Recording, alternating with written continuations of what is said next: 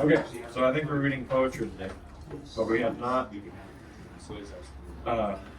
established an order of reading. So, whose poem does everyone want to hear and read?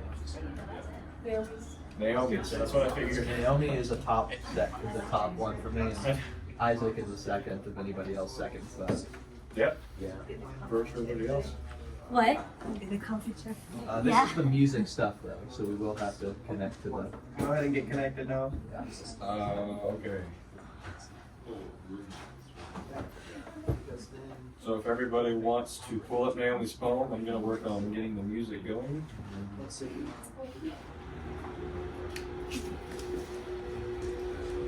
I stand before the sea, with you standing right next to me. If only I could see through his eyes. My heart aches in pain. All I need is your embrace. I want to turn to your face, but the sea has engulfed me. Endless are the dark depths of this passion, this motion. All they do is tear me away from you. Waves of thoughts toss and turn me, over and over. I find that I'm not breathing. Rise above my son. I swim with what strength is left. The purifying salts release from my lungs. In the sand, I'm at your feet. Above, my eyes meet your immense gaze. It's so much to bear, overwhelming my beaten soul. Flesh was ripped and bones made cold, but nothing compares to being wrapped in your everlasting arms. One of these days, eyes will be opened. You say to me, believe. Believe that you belong to me, for I will forever meet you at the sea.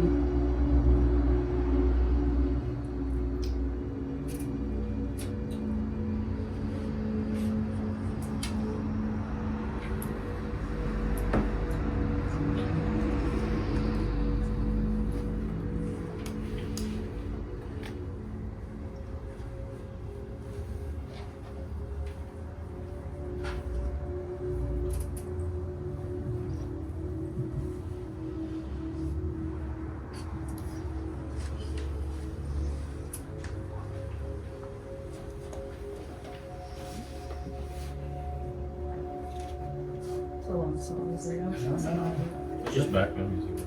I was gonna. Oh, I just thought I could set the atmosphere well. It'll be this music that accompanies your comments to her poem. I kind of wish Miss Katie were here because she was the first one that did a little reaction to Naomi's poem, and she was like the only one that got a reaction. And so I wish I could hear what her thoughts were about it because she obviously liked it. So I do want to hear you. Because I like it. And I like this one. No. Reminds me a little bit of a poem that I wrote. I think it was based on a dream he had. Yeah. It was. Oh, the I think beach it was front. you out in the Yeah, sea I see. somewhere, maybe. And he was like going towards you. Is that what you're thinking of? Yeah, Yeah, I know. But he talks about drowning, I think, too. And also coming up out of the water.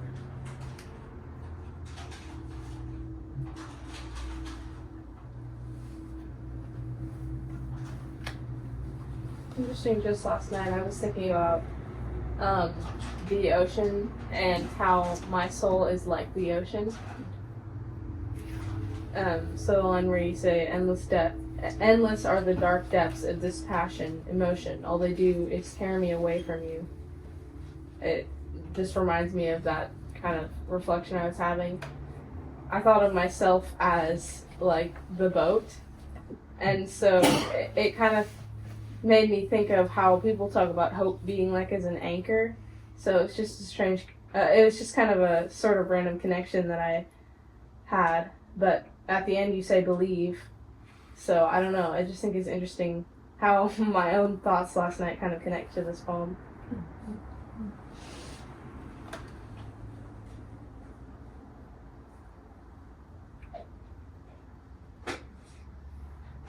Yeah, the sea has had a very interesting, I guess, meaning to me as well. Because I remember the first time that I came to the Culture Center and the vision that Emmanuel had seen for me was me drifting on like a piece of driftwood in the sea. And I remember just kind of that place of life, very unsure of life, but also even the realization that I was drifting was something that was kind of sobering to me, like there just was nothing. I was just drifting in the sea of man, is the way that he put it. And there were some visions given later, that the Lord was the one that pulled me from the driftwood onto like a boat, pretty much. But it definitely reminds me a lot of, the way that he loves us, I guess. And it definitely speaks to your relationship with the Lord as well, which is a very cool thing to express in this way. I love visual poems as well, and this one is very good with that, obviously.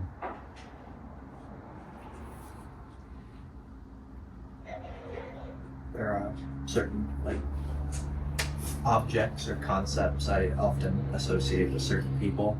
I don't really know why my brain does it, but I often feel that there's a lot of more truth in them than I originally see.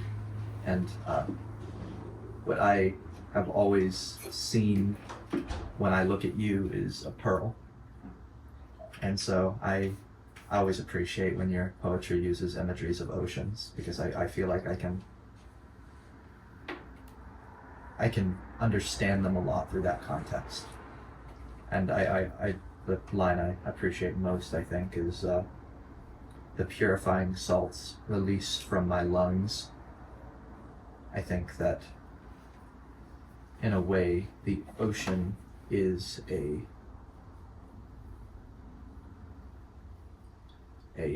depth of purification, I guess, of refinement.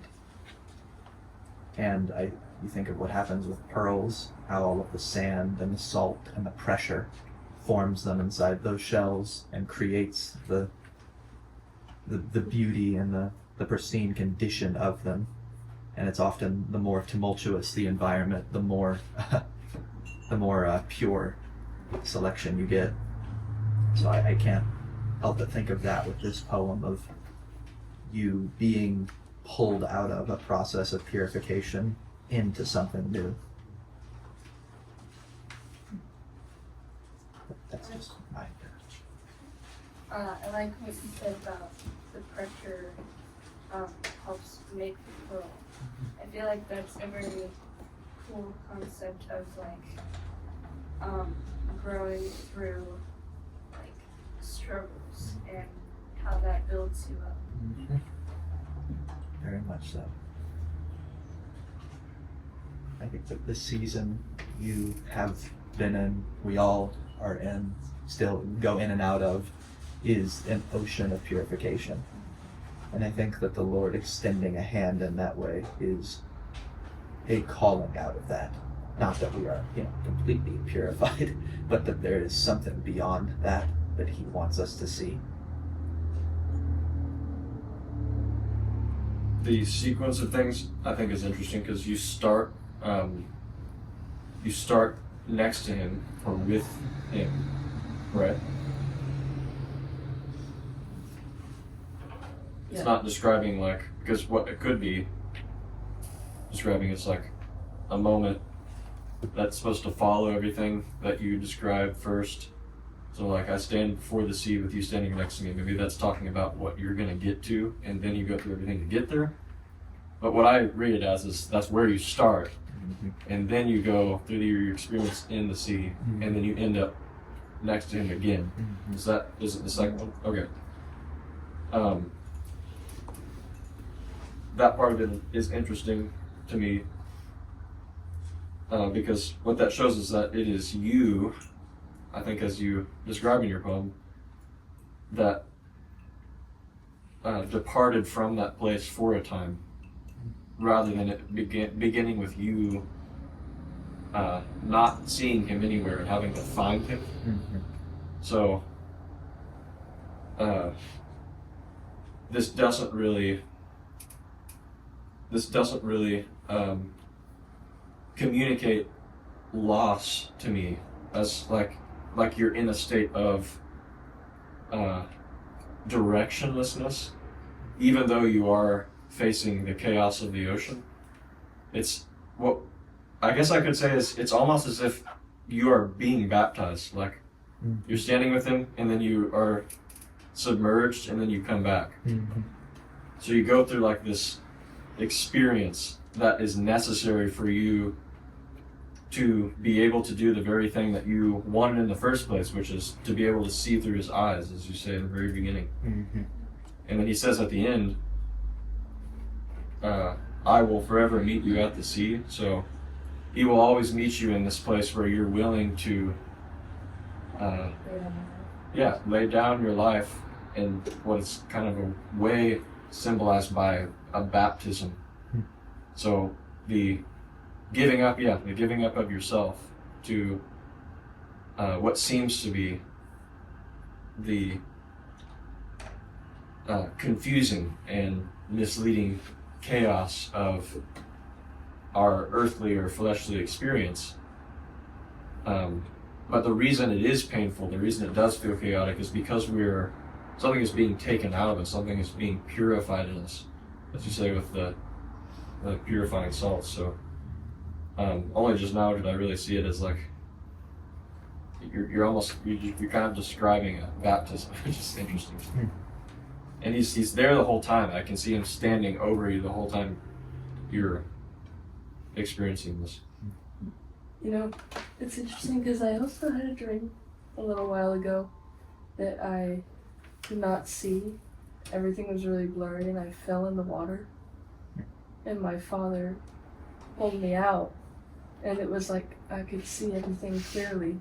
So it was almost exactly that. Wow. And that was right after I got baptized.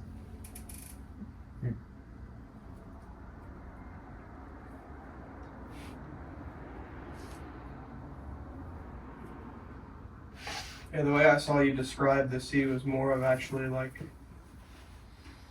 well, it is the same thing because they work together, but like that endless passion and emotion in a way that is, I don't know, there's this longing there that I think you dictate or you describe really well, of like this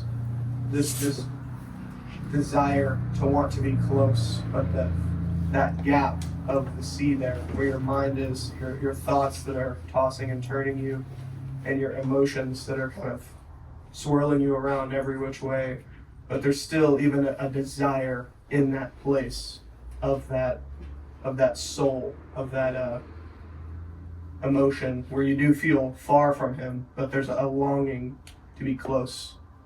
And I see in many ways he is meeting you there in that place where it is a dark place, and it's a place where you're not really sure of yourself in a lot of ways. And then that was where the call was to rise above.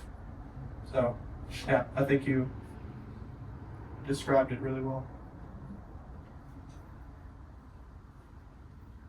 See, Katie's here now. Maybe she could give her thoughts. Oh, I just noticed, yeah. Katie, I don't know if you can hear us all right, or if you're willing to speak, but would you mind sharing a little bit about what you thought about Naomi's poem, if anything? She might not be available.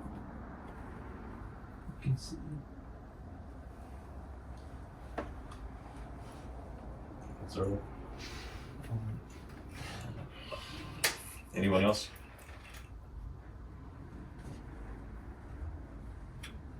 I'd like to hear Naomi's thoughts if there's anyone else.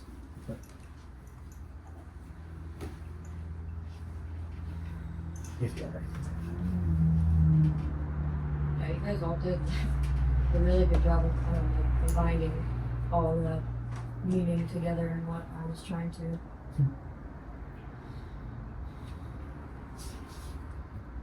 express here.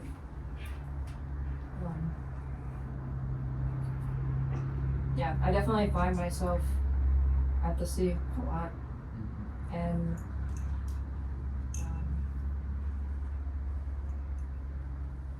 just wanting to learn how to come out of that way of thinking, and drawing closer to him has always been something that has really brought an unspeakable peace to my heart, and to just knowing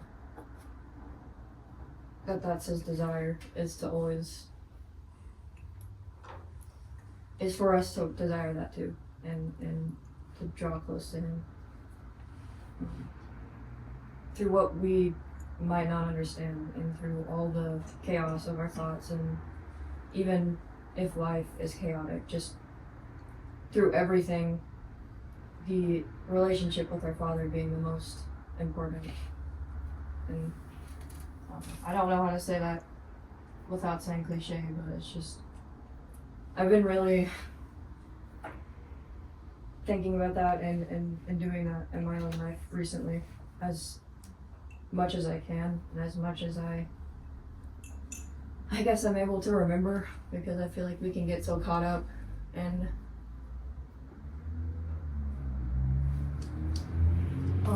certain things. So sorry, I'm kind of emotional stuff, but draw close to him, you guys.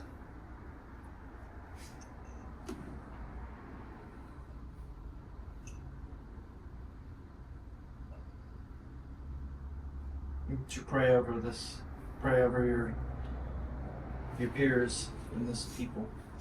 Damn. Grab your emotion, but take it before the Lord.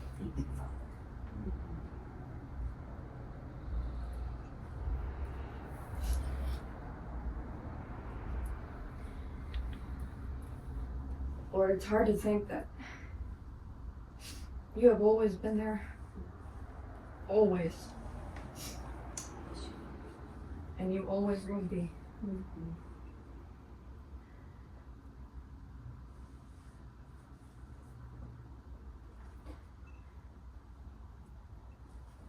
I pray for the hearts that are longing, that they would know what that true longing is for. Lord, it's for you. It's for your heart. Thank you, Father. Lord, we were made to relate to you, to be your sons. Why do we go astray? What is more important than you, Lord? Nothing. Nothing. So I pray that we would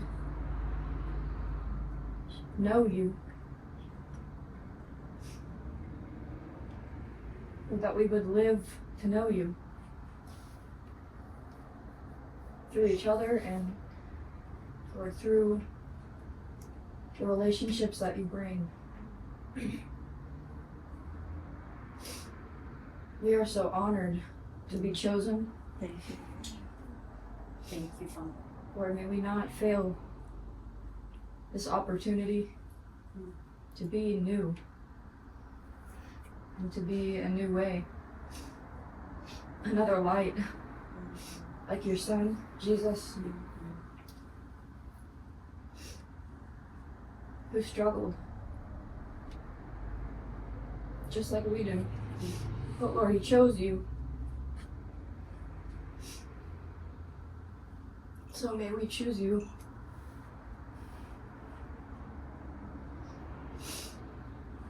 Lord, we bless you, and we love you, and may we do that with our lives. Amen. Amen.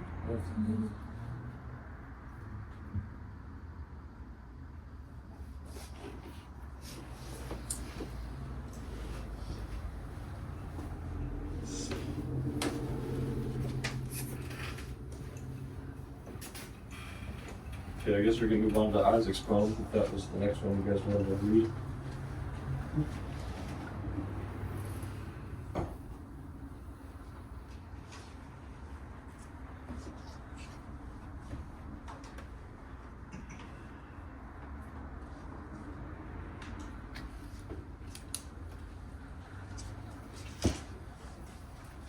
I don't know, I thought very fitting.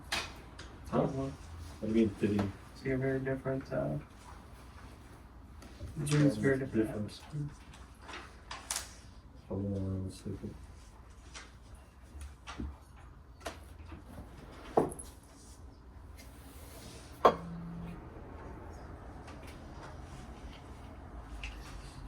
Is everybody there and ready?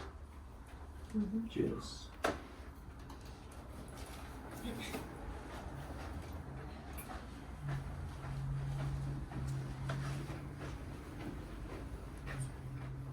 Okay, I'm playing the music now.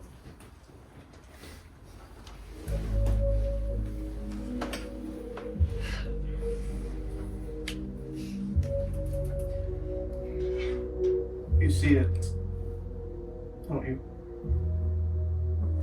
You feel it, don't you? You know it wasn't what it could have been. If the sun sinks down under the surface of the trees. This is now a part of you. A clock ticking in the background of your existence. A quiet memory lingers. A tiny ember thrown from a fire. A subtle realization that it will always be this way. You learned to move on. It moved with you. And that's okay.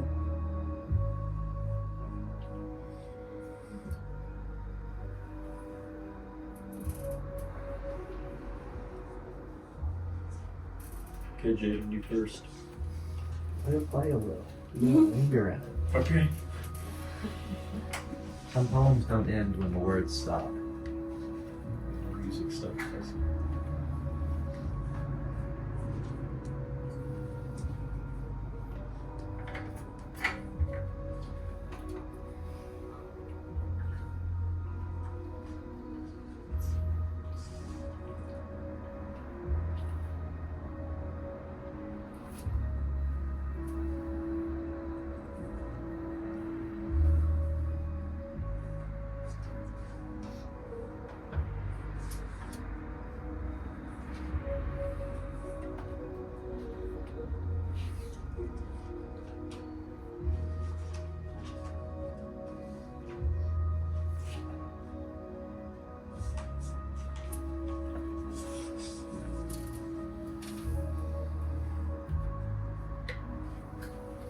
I think to me, one of the most important things with this song is actually kind of missed because the title is in Japanese. It's Japanese, right? Yeah. Isaac, what would you? Because I've looked it up earlier, but how would you word the title, like in terms of how it inspired the poem? What is the word you would give it? I mean, the direct translation is scar Mhm. or wound.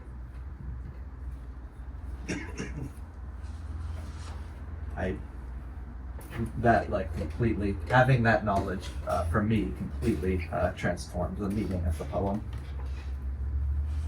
because I think it changes the meaning of the "and that's okay" a lot.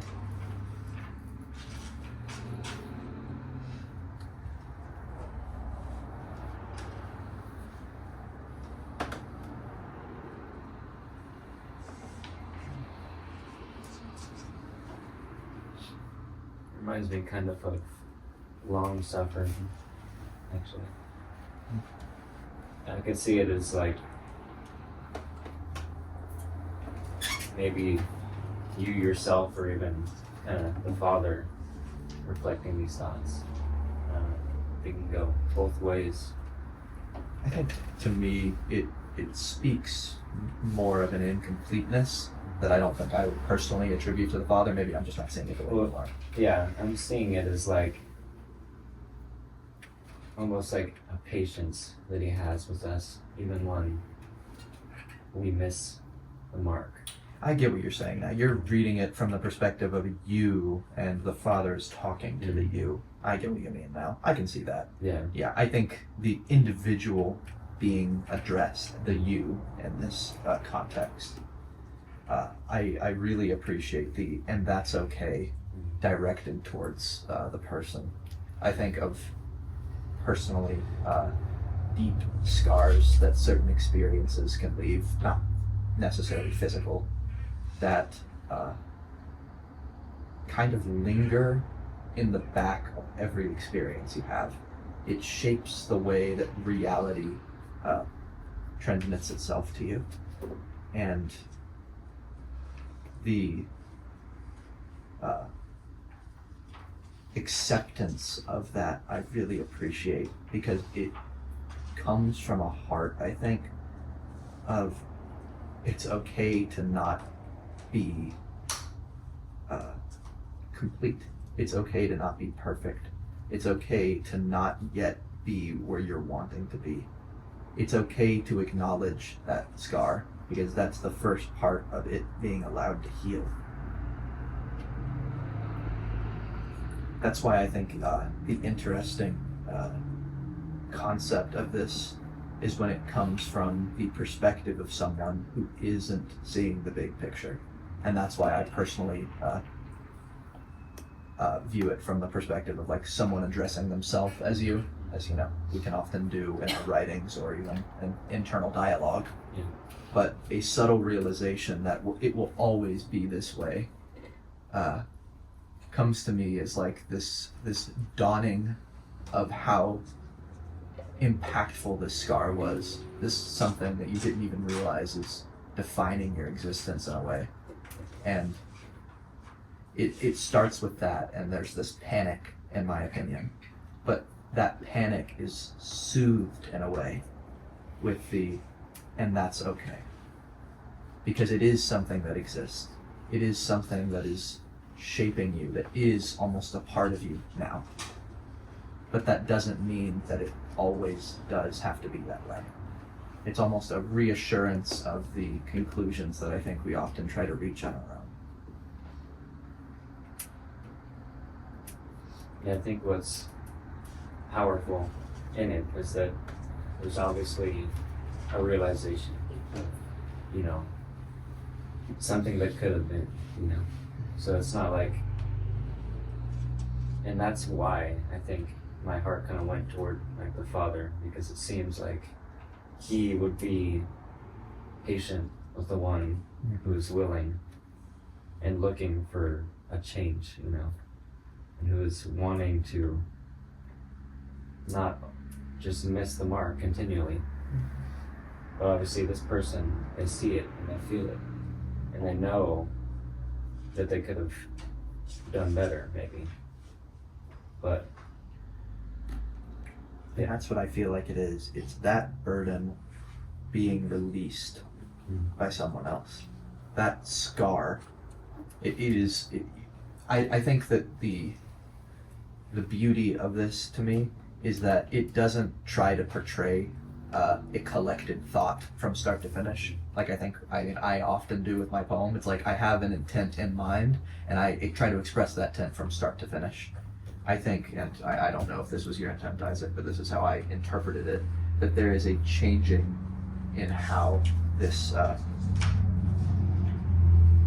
the interpretation of what is happening, the mind of the person changes throughout this poem.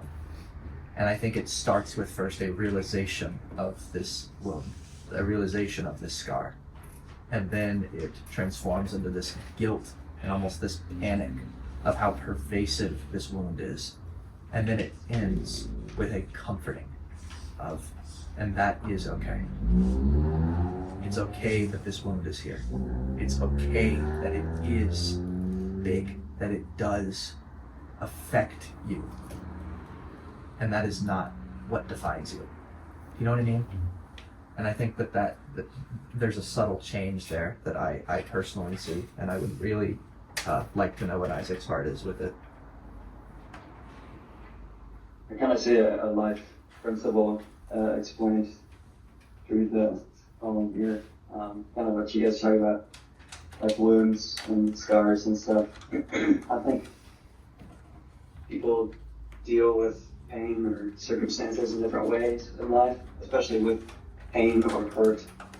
I think some people carry it in life in a certain way where it's like, it's always a wound.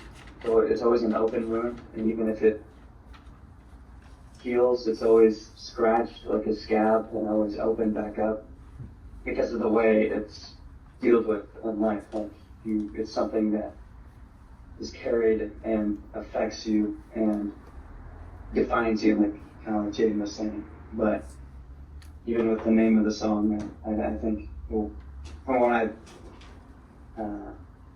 my understanding, maybe Isaac is explaining that that's not how either he's going about things in his life. He's letting it heal in a way. Not that it goes away, like he was saying. It's something that a scar doesn't go away, or at least it doesn't for a very long time. But there's a difference between scarring and continuing to just itch and open up that wound, and letting it be something that is still like fresh in a way in your life, still relevant in your life. But there's again another side of that where you let it heal and it's still a part of you, but it's not something that you disrupts your life. I don't know, that's just my.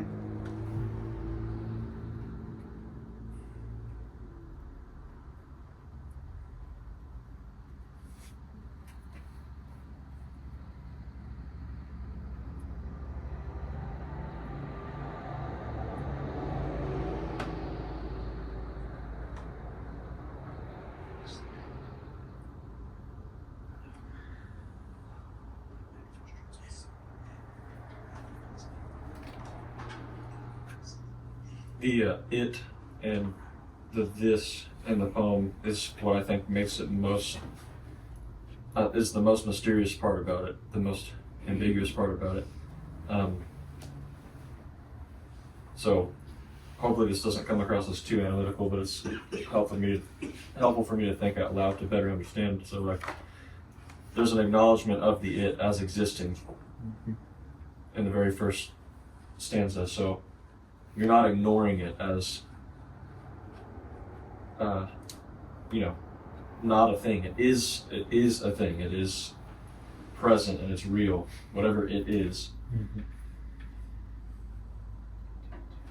And then you go on to describe the inevitability of it and the unchangeable nature of it. So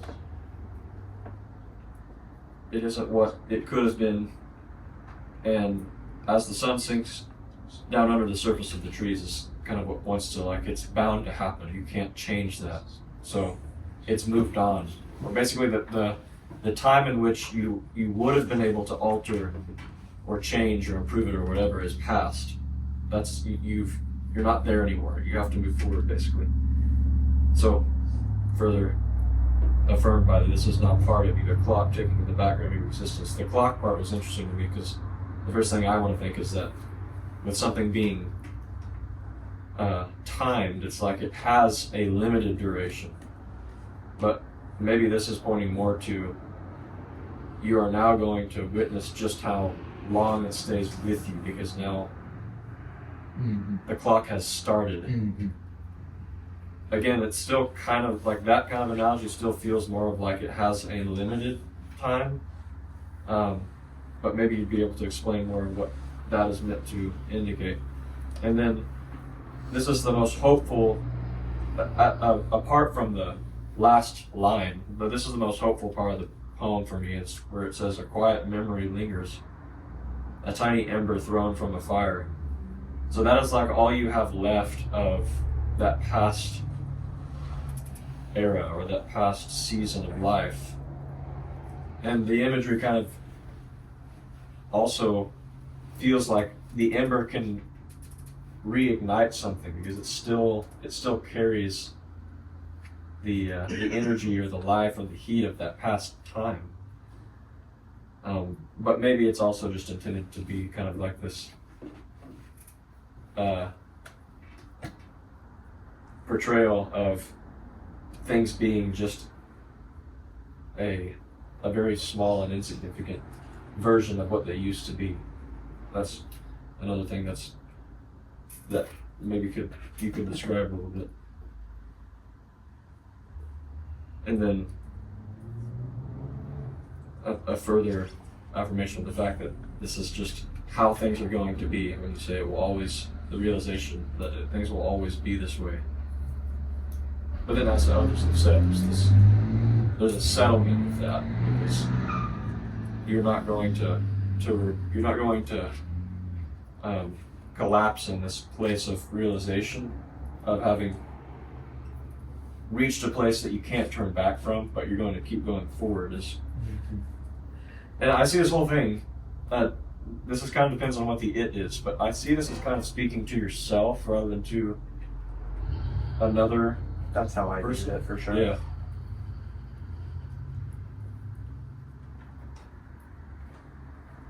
But yeah, it's really interesting. We haven't had too many people be able to share so far. Does anyone else have thoughts? Especially people that haven't said anything.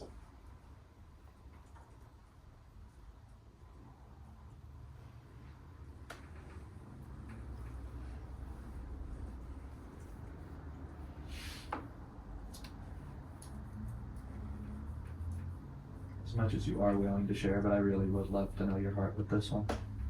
It was probably my favorite of the selection.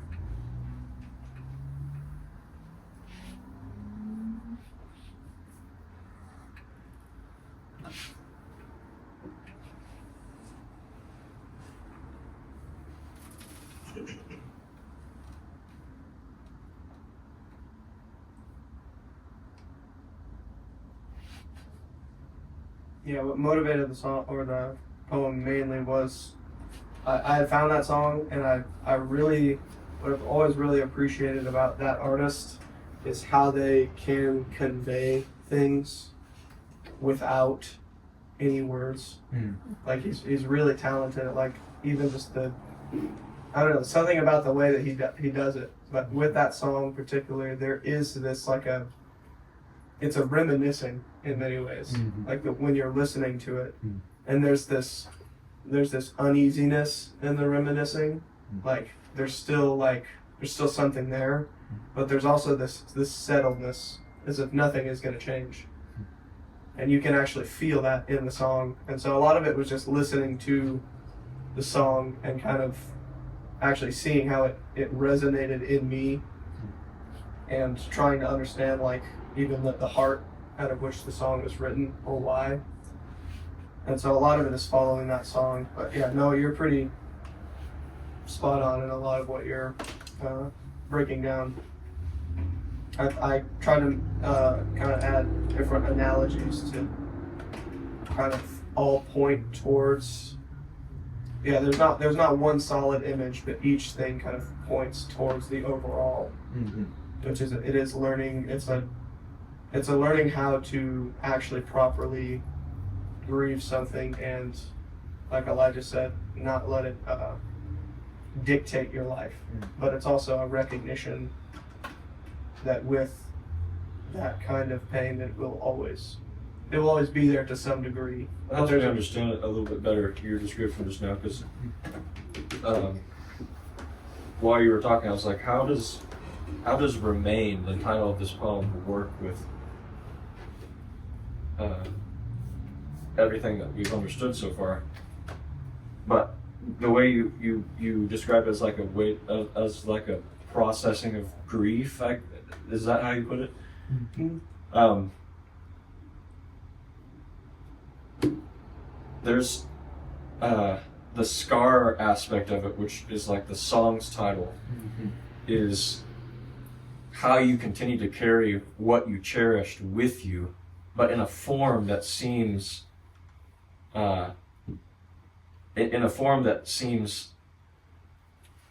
negative, which is the form of a scar. But that scar is more or less the grief or memory that you carry of having moved on from a past season. But it is still something you it's not only something that you are willing to carry with you, but that you are honored to carry, because it is what you were able to carry with you from that past season. And not just in like a nostalgic, reminiscent sense, but in like a very meaningful and honorable sense. So it's like a way to take your grief for what it is, not let it overtake you. But it's like a willingly born sorrow as you move forward, or soberness, which has kind of been elevated from mere melancholy, or regret that you had to move on, to like a greater sobriety about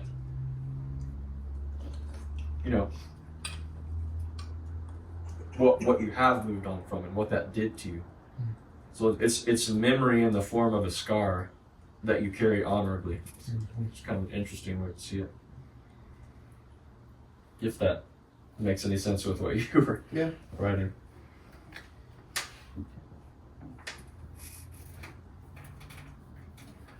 Does anyone else have that was mysterious? That's a beautiful interpretation. I feel like I can appreciate it even more now. I like that. Is that what you kind of meant with a tiny ember thrown from the fire?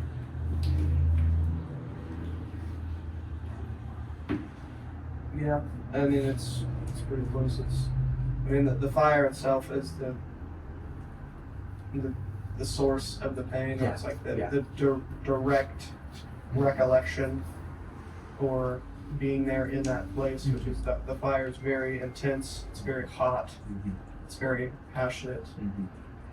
But the ember is a small recollection or glimpse into that place. And similarly with a scar, with a memory, right? I love that. That's cool. And the clock it wasn't necessarily something meant to be timed. I thought it was just a constant. Yeah. What it was trying to convey is there's a consistency to it, like a clock, to where there's always basically going to be that next tick, especially with the mechanical ones. There's no battery, but it's always there. Like if there's a clock in the room, anything can happen in the room, and the clock there's always going to be that next tick. But it's not very consuming. You're not focusing on the clock the entire time you're in the room, but it's always there. And so that's kind of what it's meant to convey. I love that you said that. I love that you noticed it, because I thought the exact same thing with the clock at first. Like you think of timer, but if you think of just what a normal clock is, it doesn't have this end date. It's just this thing that just keeps ticking, and it's just always there, present in the background. Not necessarily all consuming, like Isaac was saying, but just this forever ticking. I really like that. Because that's a very different way of using the clock that kind of challenged me to think about it differently.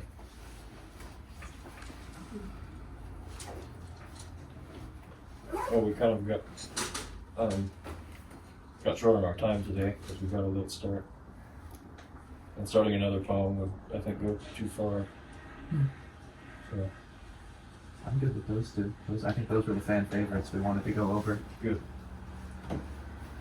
Thank you guys for engaging and for quietly listening. And thank you, sharers, for sharing. Both of your hearts are beautiful. Yeah. Next week we are going to read them or start the next poems. So those are due this Sunday, I believe, correct? So that'll be next class.